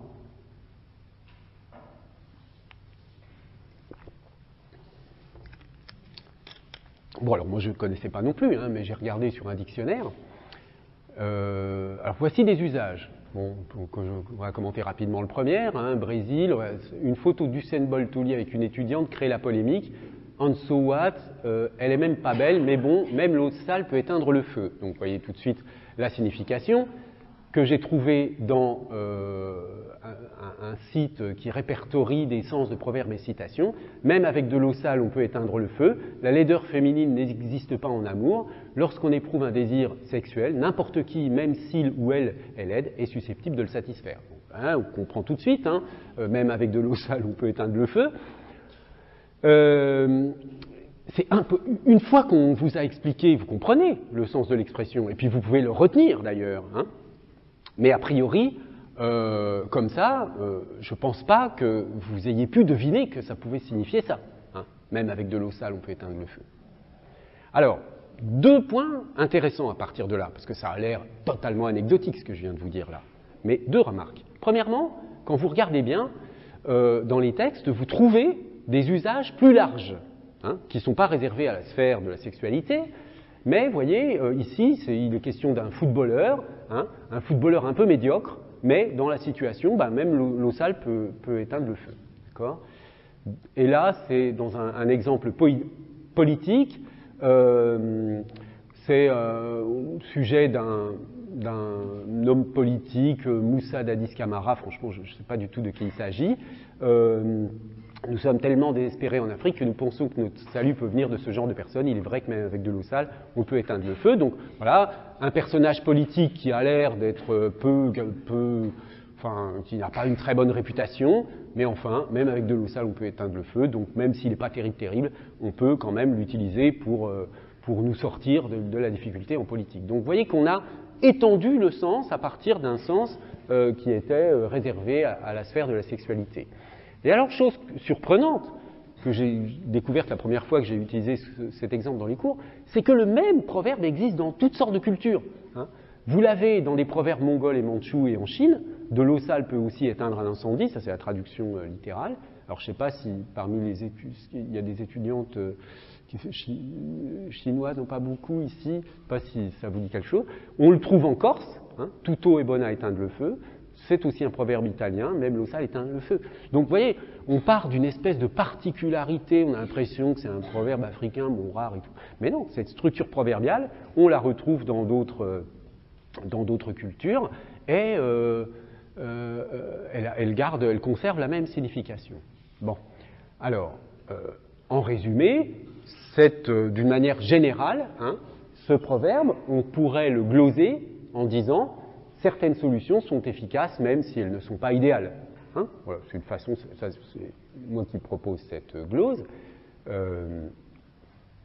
Certaines solutions sont efficaces même si elles ne sont pas idéales. Alors, les deux autres, est-ce que vous avez une idée? Quelle que soit la colère du cafard, la poule finit toujours par picorer. Bon, ou accroche ton sac où tu pourras le décrocher. Alors, la colère du cafard, c'est quoi qu'il puisse se passer dans ton environnement, ta vie suivra toujours son cours. Hein. Quelle que soit la colère du cafard, la poule finit toujours par picorer, bon, on voit. Accroche ton sac là où tu pourras le décrocher, ne te mets pas dans des situations compliquées, voire irréversibles. Vous voyez ? Bon, donc, peu importe, il nous suffit d'un seul exemple pour raisonner. On part d'une phrase dont on connaît le sens de chacun des mots, mais on est incapable de savoir à quoi elle sert, cette phrase, hein, quand on n'a pas les informations culturelles. Donc, comment est-ce qu'on résout le sens de ces expressions? On ne va pas chercher les mots de la phrase dans le dictionnaire. Oui, vous aviez une... Dans ces cas de situation-là, les proverbes, je pense que pour maîtriser le sens de ces citations, des proverbes, il faudra parfaitement maîtriser le contexte culturel de la langue. Oui, bien sûr, il faut maîtriser le contexte culturel. Mais si vous ne l'avez pas, ce contexte culturel, comment on va vous expliquer? Oui. Peut-être aussi maîtriser les connotations de chaque mot. Par exemple, pour l'eau sale, après l'eau sale n'est pas une connotation, peut-être pour... Si, parce que le sale, si vous voulez, l'association du sale avec le négatif, si vous voulez, c'est un élargissement. Hein, mais le feu, oui, le feu, la passion, enfin le désir, etc. Ouais. Non, mais ce que je veux dire là, c'est comment on fait pour vous expliquer le sens. Comment j'ai fait? Tout simplement, je vous ai donné des paraphrases. Je veux dire, c'est pas très compliqué d'expliquer, mais c'est pas en expliquant que eau sale veut dire ça, que feu veut dire autre chose. Je réécris la formule d'une autre façon. Au lieu de dire, même avec de l'eau sale, on peut éteindre le feu, je dis certaines solutions sont efficaces, même si elles ne sont pas idéales. C'est la même chose avec des proverbes aussi classiques que, je ne sais pas moi, tel père, tel fils, chat échaudé craint l'eau froide, enfin voilà. Hein. Mais alors, la question qui se pose à ce moment-là, bon, je ne sais pas, prenons pour parler d'un proverbe peut-être plus familier, chat échaudé craint l'eau froide. Hein. Est-ce que même les étudiants étrangers, tout le monde comprend bien cette expression? Je vais essayer d'improviser une glose. Comment vous diriez? Chat échaudé craint l'eau froide, ça signifie bon, que quand on a eu une expérience négative, on se méfie la deuxième fois, en gros. Hein. D'accord? Bon. Mais pourquoi, au lieu de dire j'ai eu une expérience... Enfin, à quel moment vous allez utiliser le proverbe hein, chat échaudé craint l'eau froide? On va par exemple vous raconter une anecdote, ou alors on va vous dire tiens, pourquoi tu viens pas ce week-end avec nous faire du saut à l'élastique? Bon. Vous allez dire je l'ai fait il y a 3 mois et puis je me suis blessé, chat échaudé craint l'eau froide. Hein? C'est une situation un peu réaliste dans laquelle on va pouvoir dire ça. Oui? Peut-être parce que c'est pour concaténer, pour rassembler une notion globale dans un énoncé qui est beaucoup plus court. C'est pas forcément tellement plus court. Hein? C'est-à-dire que si au lieu de dire chat échaudé craint l'eau froide, je dis j'ai déjà eu une expérience négative, j'ai pas envie de recommencer, ça produit pas du tout le même effet, même si ça veut dire exactement la même chose. Oui? Alors plus efficace, oui, on sent bien que le proverbe, sinon ça n'existerait pas. Hein. C'est toute une discipline d'ailleurs que j'ai notée ici, ça s'appelle la parémiologie, l'étude des proverbes. Dans toutes les cultures, il y a des proverbes. Mais pourquoi il y a des proverbes alors qu'on peut dire la même chose sans proverbe? Oui, Oui, c'est sûr que le proverbe recourt à un savoir commun qui va au-delà du savoir purement lexical. Oui, allez-y, chacune votre tour.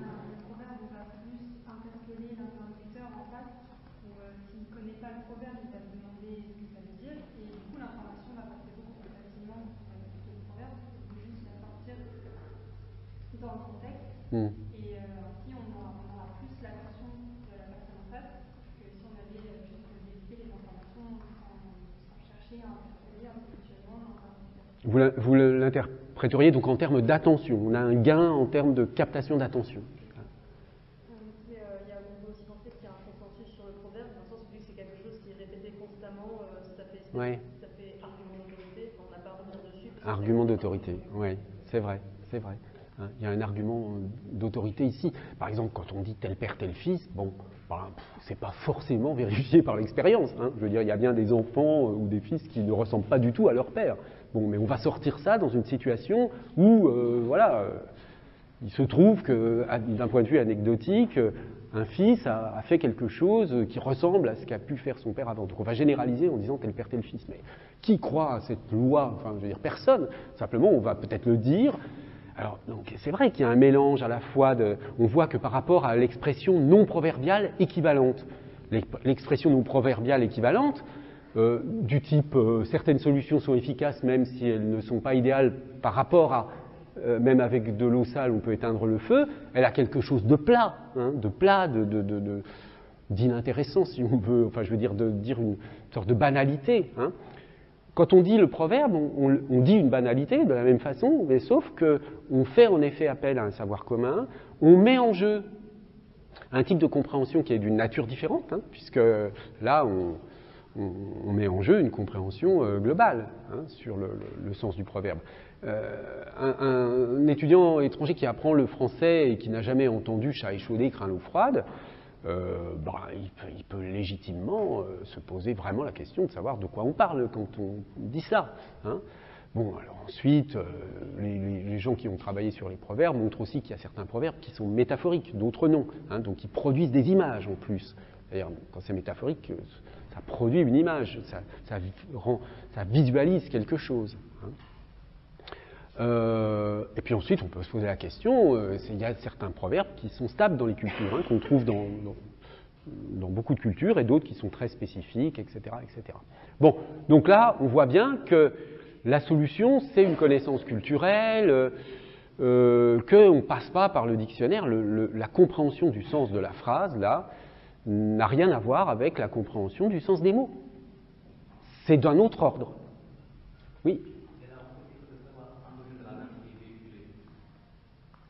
J'ai pas entendu. Oui.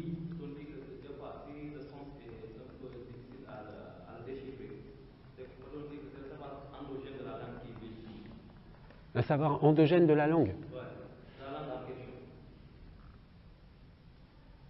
Oui, écoutez, oui, en tout cas, peut-être la langue, est-ce que c'est la langue? C'est plus dans les discours, là, à ce moment-là, puisque ça fait partie des expressions stabilisées qui renvoient à des situations. En réalité, si vous voulez, pour le faire court, parce que je n'ai pas le temps de développer cette question des proverbes, mais en gros, un proverbe, ça sert à catégoriser une situation. C'est une expression brève, marquante, frappante, éventuellement imagée, qui va catégoriser tout un ensemble de situations. Donc il y a une efficacité sociale parce qu'il y a toutes sortes de situations qui vont être mises dans une catégorie perceptible par une culture donnée. Alors, deuxième exemple, deuxième type d'exemple avec ces phrases-là. Vous voyez, alors là, on n'est plus dans des proverbes, on est dans deux phrases qui viennent de Lacan. Il n'y a pas de métalangage, il n'y a pas de rapport sexuel. Sans la prison, nous saurions que nous sommes tous déjà en prison. Alors, là, ce sont des phrases qui sont signées, qui ne sont pas sans auteur comme les proverbes. Mais elle pose quand même un problème de compréhension. bon, c'est connu pour Lacan, qui est un auteur quand même hermétique à partir d'un certain moment de sa carrière, donc il le faisait exprès, bien sûr, hein, qui est une façon de... Le métalangage, c'est le langage qui parle du langage, d'accord, hein, donc, il n'y a pas de métalangage, ça paraît contradictoire,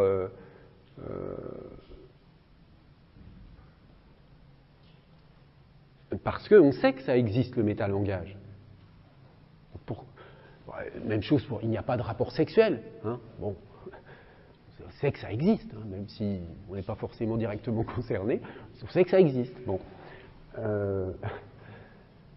Donc, pourquoi Lacan dit des choses comme ça?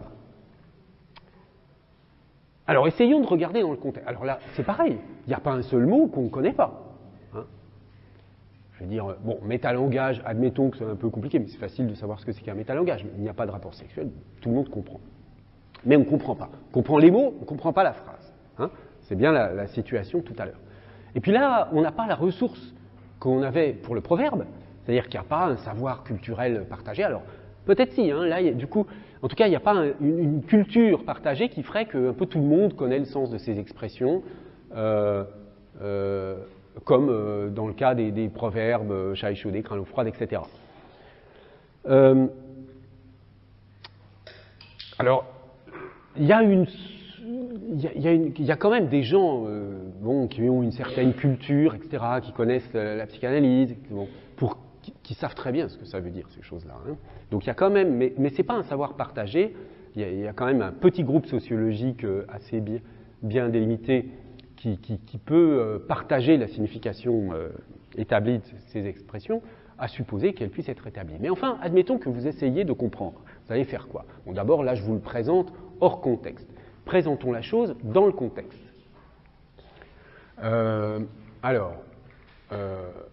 Voilà.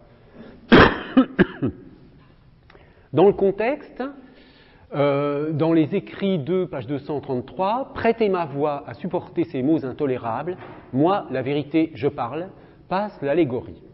Cela veut dire, tout simplement, tout ce qu'il y a à dire de la vérité, de la seule, à savoir qu'il n'y a pas de métalangage, affirmation faite pour situer tout le logico-positivisme, que nul langage ne saurait dire le vrai sur le vrai, puisque la vérité se fonde de ce qu'elle parle, et qu'elle n'a pas d'autre moyen pour se faire. Bon, vous êtes bien avancé quand vous avez lu ça, parce que le texte lui-même est extrêmement obscur. Hein. Nul langage ne saurait dire le vrai sur le vrai. Alors, ce qu'on peut comprendre quand même dans cette affaire de « il n'y a pas de métalangage », c'est que le métalangage, c'est un langage qui parle du langage, d'accord?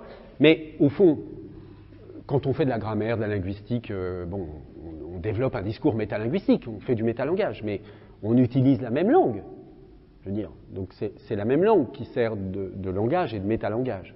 Donc ce que veut dire Lacan d'une certaine façon, c'est qu'il n'y a pas un point de vue extérieur, comme si on pouvait sortir du langage pour parler du langage. En fait, on parle du langage toujours de l'intérieur du langage. Donc c'est dans ce sens-là qu'il n'y a pas de vrai métalangage, au sens où un métalangage serait totalement détaché. Même par exemple, dans les formalismes, dans les théories les plus formelles, que ce soit en morphologie, en sémantique, etc., on a quand même on a une sorte de métalangage. Ce métalangage est défini par du langage toujours. Donc il y a une certaine compréhension de ça. J'avais donné juste avant cet extrait d'une auteure qui s'appelle Evelyn Grossman, qui dit la chose suivante: cette phrase bien connue de Lacan, il n'y a pas de métalangage, je l'ai toujours trouvée à la fois énigmatique et bouleversante. Bon, je n'ai pas l'impression que vous ayez été spécialement bouleversé, mais c'est peut-être plus le côté énigmatique. Il y a en elle quelque chose qui, pour moi, consonne avec la phrase de Hölderlin: nous sommes un signe sans interprétation.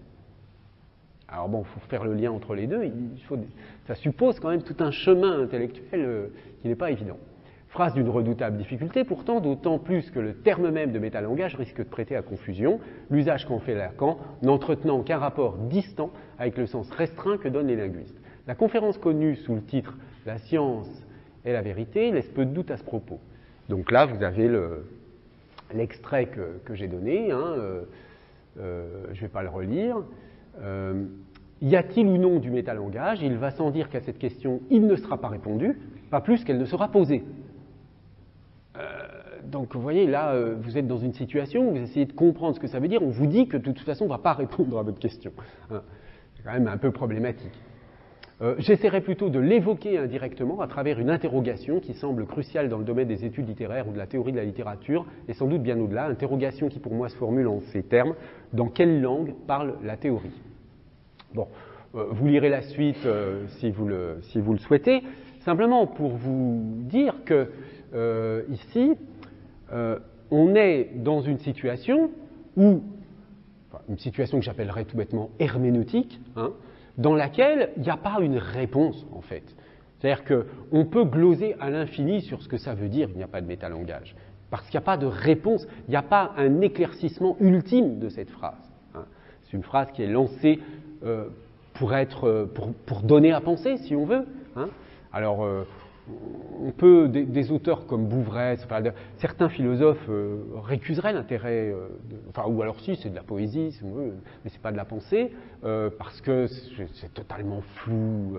Et bon, le discours là précédent d'Evelyn Grossman, on pourrait avoir un point de vue à partir duquel on dirait, mais c'est quoi, à quoi ça sert de dire je pose une question, je ne vais pas y répondre, enfin bon, soyons un peu sérieux, quoi. Si on pose des questions, on y répond, ou alors on n'en parle pas, enfin, voilà. Donc on peut avoir un point de vue sur ce genre de propos qui consiste à dire, un peu comme si Frege disait, il n'y a pas de valeur de vérité, ça n'est ni vrai ni faux, ça n'a aucun intérêt, aucun sens, c'est du blabla, c'est de la poudre aux yeux intellectuelle.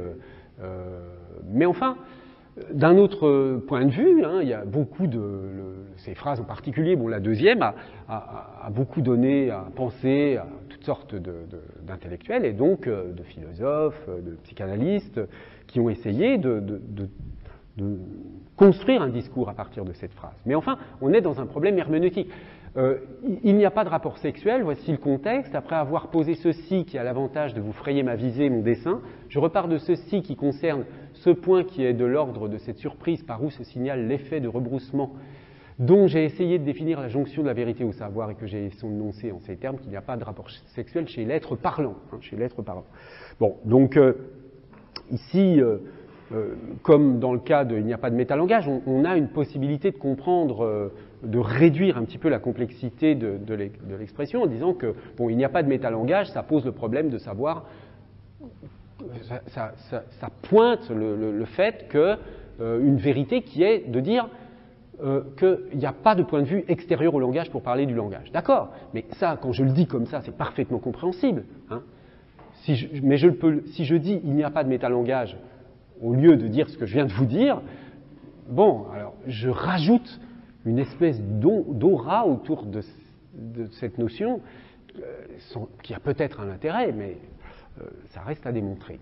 De même, pour « il n'y a pas de rapport sexuel », une des façons de comprendre cette phrase de Lacan est de dire qu'au fond, il y a une sorte d'incommunicabilité entre les sexes, parce que, bon, c'est surtout lui ne se posait pas la question au-delà du champ de l'hétérosexualité, donc les hommes, les femmes, il n'y a pas vraiment de rapport entre eux, donc il ne peut pas y avoir de rapport sexuel. Hein.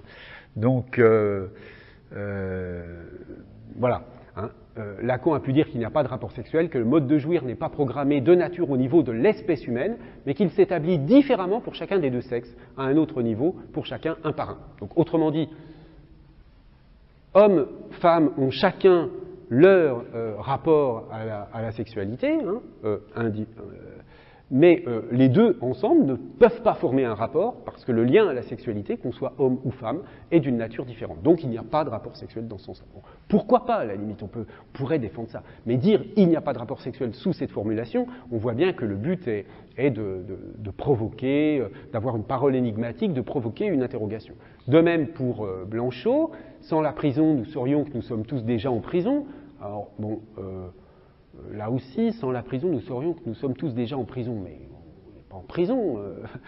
Bon, alors l'idée ici, c'est C'est l'idée de dire que, en fait, sans que nous sommes contraints par toutes sortes de choses, hein, dans notre vie, nous vivons sous l'auspice de multiples contraintes. Nous ne sommes pas libres, en fait. Mais nous avons l'impression que nous sommes libres parce qu'il existe une prison où on met des gens et on dit que là, c'est ça, ne pas être libre. Hein. Donc, sans la prison, nous saurions que nous sommes tous déjà en prison. D'accord ? Là, je pense que vous comprenez le sens de cette phrase. Mais c'est quand même, là aussi, une formulation très énigmatique. Bien, alors, dans tous ces cas, on a ce que j'appellerais une démarche herméneutique, c'est-à-dire qu'une démarche d'interprétation, on met en route une interprétation. Alors, on peut choisir ou pas de mettre en route cette interprétation. Oui ? Herméneutique, j'ai dit. Ah oui, le mot va apparaître un peu après dans le PowerPoint. Hein. Herméneutique. Donc on met en route une interprétation qui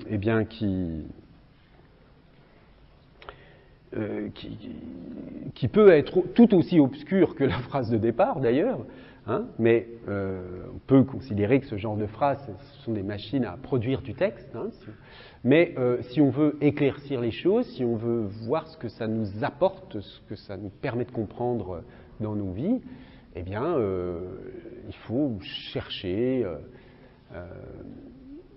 Mais enfin, on a quand même là, dans ces cas-là, la volonté d'être. On sent bien chez les auteurs qui produisent ce type de phrases qu'ils ont la volonté de ne pas être compris tout de suite, hein, tout au moins. Il y a un hermétisme, hein, si on veut, qui est tout à fait volontaire, bien sûr. Alors. Bon, je donne ce dernier exemple parce que je vois qu'il est déjà 13 heures. Donc ça, c'est un exemple, si tous les chevaux avaient pour faire des aimants, le cœur des amants cesserait de battre. Quand les oiseaux nageront, la moule fera preuve d'énergie. Princesse Brandon, alors c'est peut-être celui-là, ça vous dira quelque chose. Princesse Brandon déglutira une petite Mirabelle gaiement dans un cajot. Ça vous dit, vous savez ce que c'est, ça, ces phrases ? Bon, d'accord, hein, c'est encore la même situation. On connaît tous les mots, mais on ne voit pas du tout ce que ça peut vouloir dire. Bon, ce sont des cadavres exquis, en fait. Hein. Ce sont des productions des surréalistes. Donc, vous voyez, d'André Breton, Desnos, Aragon, etc. Bon,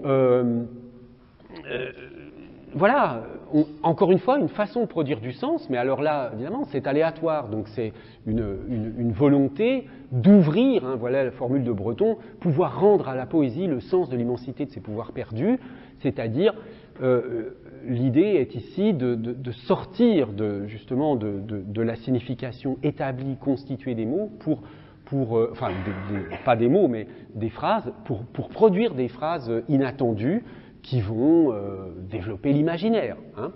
Mais le rapport qu'on va avoir avec ce type de phrase ne va pas être évidemment du même ordre qu'avec les proverbes, etc. Donc vous avez vu, on a vu toutes sortes de situations, j'y reviendrai peut-être un peu, il y a un ou deux exemples encore la semaine prochaine, mais où on est confronté à des difficultés de compréhension de phrases pour lesquelles on comprend tous les mots, mais à chaque fois ça pose un problème différent. Et évidemment qu'on est dans une situation différente de la compréhension du sens lexical. Voilà, je vais m'arrêter ici. Merci de votre attention et à la semaine prochaine.